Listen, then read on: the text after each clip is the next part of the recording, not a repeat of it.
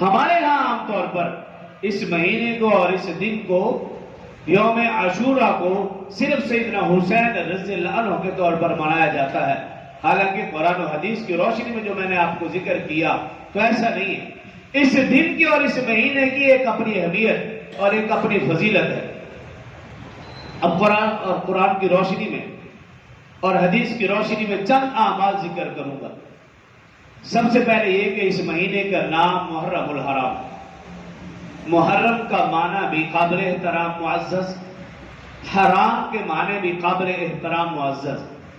جو آیت مبارکہ میں نے تلاوت کی، ربنا انی اسکنت من ذریتی بواد غیر ذی زرع عند بیتک المحرم، اللہ رب العزت نے قرآن پاک میں بیت اللہ کے لیے محرم کا لفظ استعمال فرمایا کہ بیت اللہ قابل احترام ہے، محترم ہے، معزز ہے۔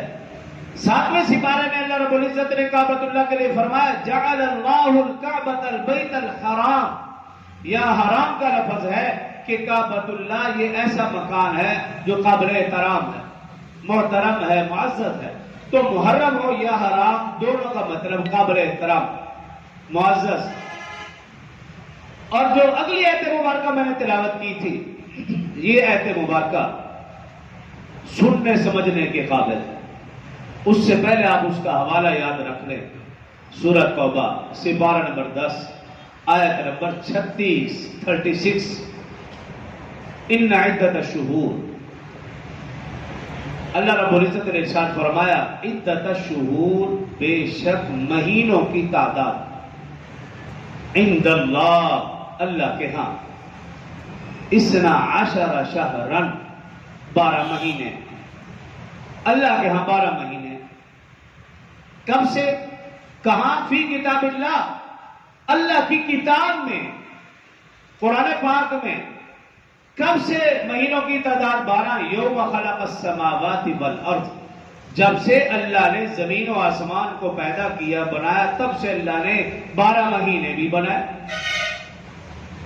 ہاں، منہا اربعۃ حرم، ان 12 مہینوں میں سے 4 مہینے قابل احترام ہیں۔ منہا، ان 12 مہینوں میں سے، اربعۃ، 4 حرم، قابل احترام۔ حدیث مبارکہ میں، ایک حدیث مبارکہ میں 4 مہینے یہ رجب، ذیقعدہ، ذی الحج اور محرم، اور ایک حدیث مبارکہ میں رجب کی جگہ شعبان ہے، شعبان، ذیقعدہ، ذی الحج اور محرم۔ رجب یا شعبان یہ تو رسول اللہ